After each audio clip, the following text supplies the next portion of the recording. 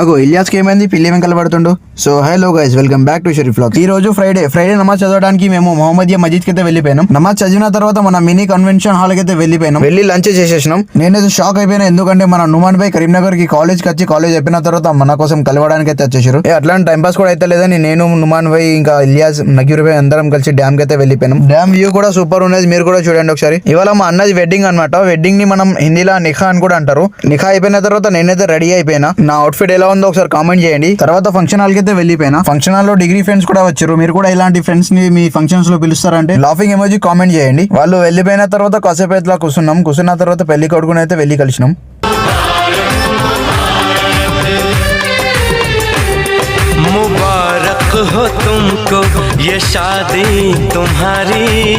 ముబారక్ బాద్ చెప్పిన తర్వాత చక్కగా డైనింగ్ హాల్ కి అయితే వెళ్ళిపోయినాం. డిన్నర్ చేసిన తర్వాత కజిన్స్ తో అట్లా కూర్చున్నాం. రేపైతే వలీమా ఉంది. ఆ వలీమా చూడాలంటే కీప్ వాచింగ్ షరీఫ్ వ్లాగ్స్.